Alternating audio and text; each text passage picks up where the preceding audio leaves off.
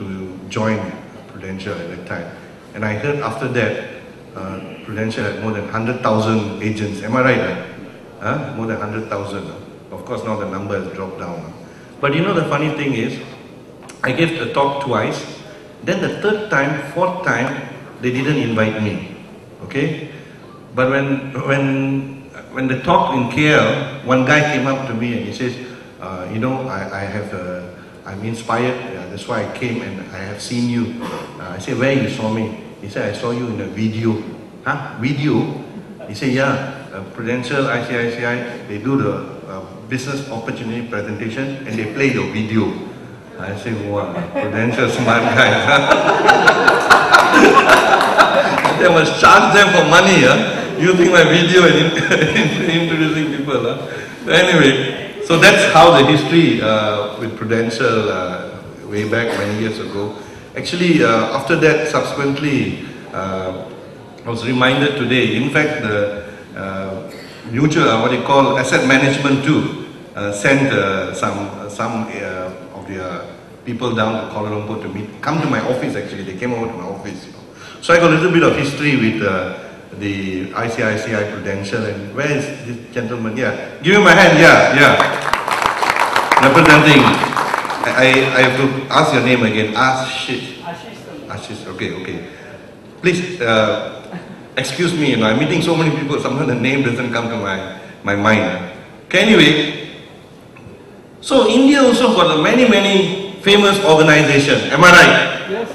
Many famous organizations. In fact, 2 days ago, somebody was talking to me about this particular organization, you know. It's called Tata, am I right? Yes. Tata is such a famous organization, and somebody was saying that when one company called, is it Chorus or something like that? Yeah, and Tata took over and, you know, the business became fantastic. So maybe the people in Tata should be running the government, you know, so that the India will one day be the powerhouse of the world. It will be one day, it will be one day. Okay? So what is this company is also famous? In fact, they have a factory in Indonesia, you know, and you know the baja that you all have? In Indonesia, is the same they have, and they call it also baja. Okay, so in Indonesia, if you come to Jakarta, any of you been in Indonesia, put up your hands. Okay, so you might have seen, whether in Bali or whatever, there is this transportation in Indonesia. Force India, of course. Force India is doing very well. This year F1, they are doing very well in the construction. I think they are in the top 10 or something like that. They are doing extremely well. 9, Okay, so they are doing extremely well. So we pray for them, okay? When is the F1 in India? October. This guy is a F1 fan, Okay. That means before Singapore, After Singapore, sorry. Singapore is September 24th. Okay. What else?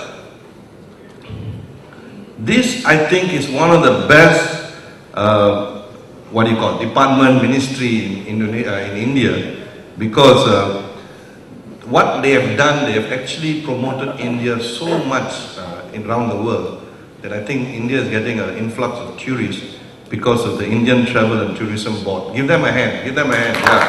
I think they are doing a wonderful job. Of course, the Indian cricket team, you know, these are great guys. How about this? Reliance. They're also very famous, am I right? Yes. Yeah.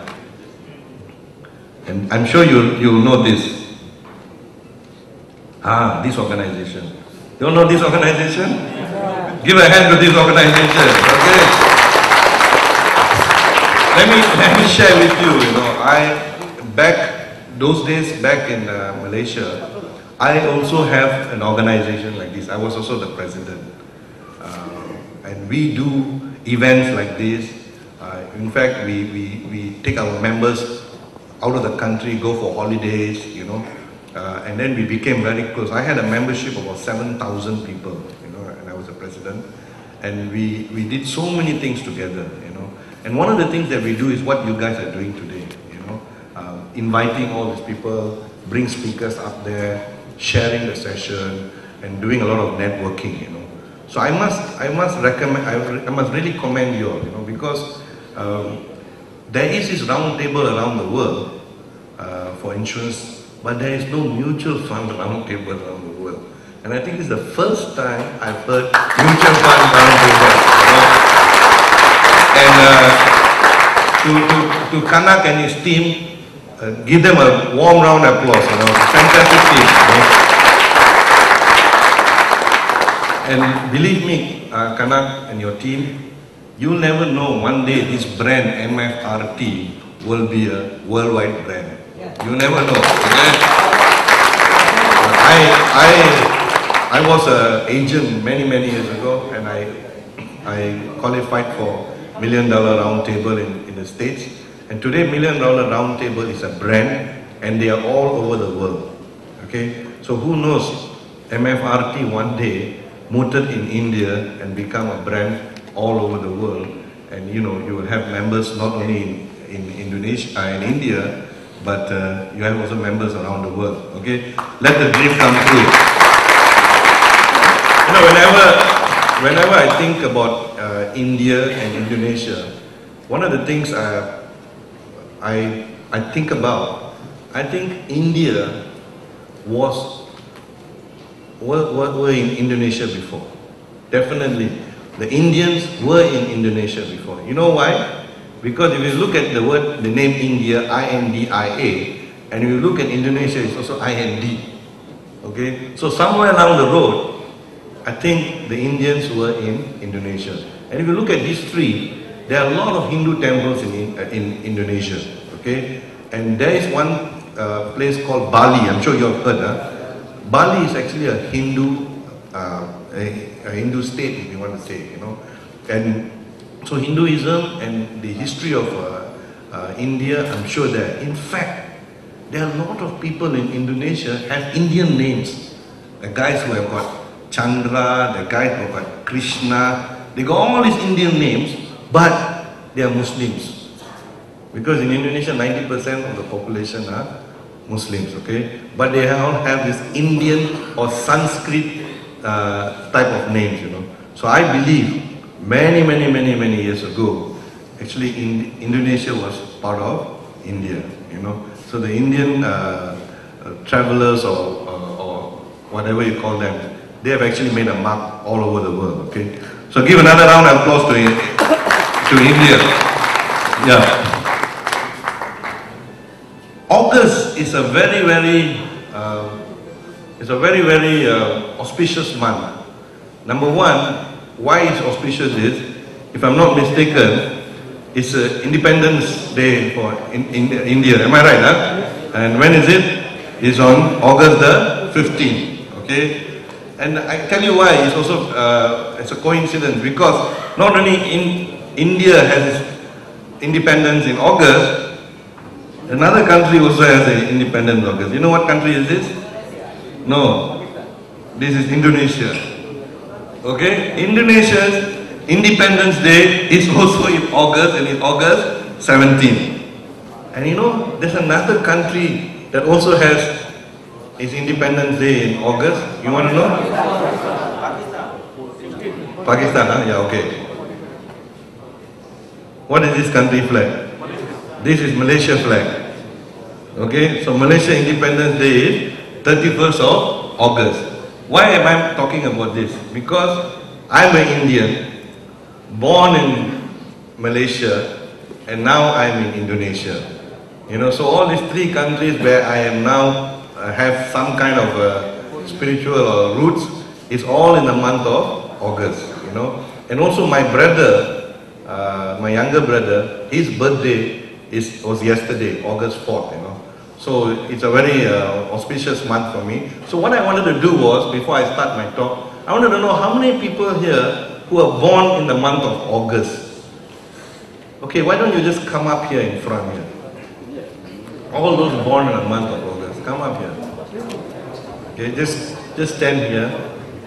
Oh, we got quite a number of people born in the month of August.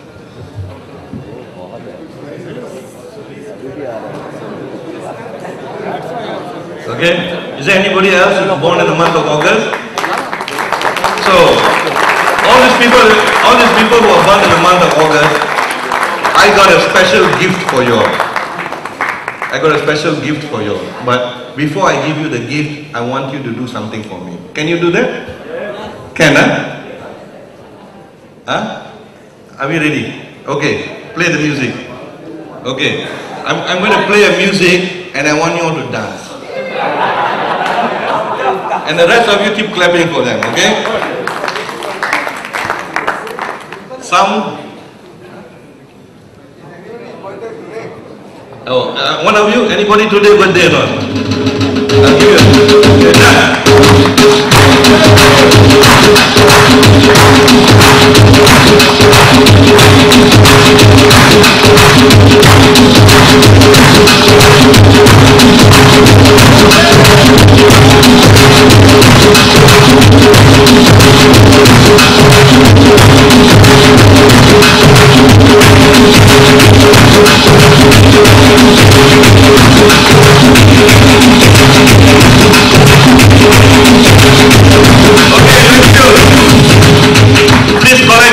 done. My MC here, please collect it from him. It's yeah. Happy birthday to all of you. Happy birthday to all of you. And may God bless you with a lot, abundance of wealth and health and everything nice. Yeah. And what I'm giving you is a small bookmarker which has powerful meaning to it. And whatever it says, maybe that's what you will get.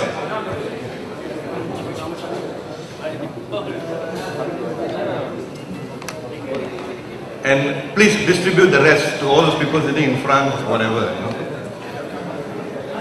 Okay. I never knew that so many years ago when I talked about this particular topic that it has inspired people, you know.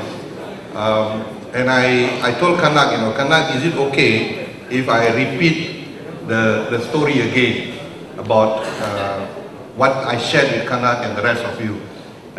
It's a very old story, but because it inspired people like Kanak, I thought it's okay, you know, I repeat the same story, you know. And if you see, my full name is actually Ragu Murthy. Okay, that's the name my grandfather gave me. But everybody calls me Ragu. When I went to Indonesia, I found that my name was having some problem. Because in Indonesia, the word Ragu means worry. Ragu means worry. Somebody who cannot make decision. So I thought to myself, my God, this name is dangerous for me, you know. And the Indonesians use that word very often. So sometimes when I'm sitting during dinner or lunch, somebody will say, saya ragu-ragu, then I'm worried. And then I think, yes, you're calling me? So many times I got into this problem. I hear my name and I thought they are calling me. Actually, they're not calling me. They are telling, you know, they are worried or they, you know, they can't make decisions. You know? And it's used very often, you know. So I told myself, I must change my name. Okay? I want to give another name to myself. Just like some musicians, some sportsmen, they have another name. So I thought I'd give another name. And I was wondering, what name can I give myself? And the name that came out in my head when I was meditating was the name Joe. Why the name Joe? Because I have this habit, just like the American, they call each other brother. I have this habit calling everyone Joe. So if you know me little while, after for a while, I won't call your name, I'll call you Joe. Okay? So I told myself, why don't I call myself Joe? But then I said, I must be different. So I had this Joe with an exclamation mark. Can you see the Joe with the exclamation mark? Okay, so that means it is not Joe. It is Joe. Can I hear it from you all? What's my name? Joe. What's my name? Joe. Okay, so that's my name, okay? So In Indonesia, they're very respectful people. Just like in India, sometimes we call Sir or Mister, am I right? So in Indonesia, those people who are a little bit older, like me, they call me Pak, P-A-K, okay, P-A-K, Pak. Pak means it is like Mister, but actually it's like father, okay? So in Indonesia, if you ever come to Indonesia, and you are looking for me, you must mention Pak Jo. Pak Jo. One more time. Pak Jo. Okay. Because if you just say Joe, they might not know who you're looking for. Okay. So that's my little introduction. Why I changed my name to Joe. You know, actually what I did. Somebody was talking about branding yesterday. You know what I did? I wear a cap with the name Joe. I wore T-shirt with the name Joe. And I did a huge branding exercise. Until now, nobody knows my name is Raghunath Murthy. Everybody knows my name as Joe. Okay? So it's easy for everybody to understand. So anyway, this is what I'm going to share with you. I do hope the story that I'm going to share with you, I Story You, inspires one or two of you. Those of you heard, maybe it's a repetition. And you know, that through this inspiration, if you become a better person, you know, if you live a better life, more financially, or if you be a good citizen in India, or you know, you're a good father or mother, I actually be very happy, you know. But I think when I meet around so many of you here, every one of us got a story. Am I right? Huh? I meet you, everyone actually got a story, you know, and everybody's story is unique to themselves. So I don't think my story is so fantastic. It's maybe the way I tell the story, that's all. I'm a storyteller, you know, so maybe that's the way, that's why some people get inspired. But actually my story is nothing great, okay? It all started when, at the age of 19, my father died. My father was only 49 years old. And one day, he complained to my mother that he had this chest pain. And the next moment, he died. You know, yesterday I met somebody who says, you know, the motto of life is long life, quick death. Okay, I mean you live long, but you die fast. So I think my father did that. Huh? He got a heart attack and he died on the spot. Okay, but he died with me at 19 years old. My sister, I got an elder sister who was 21, and I got a younger brother who was 16. So when my dad died, my mother, I'm sure most of your mothers also, my mother's job was just taking care of my father and the children.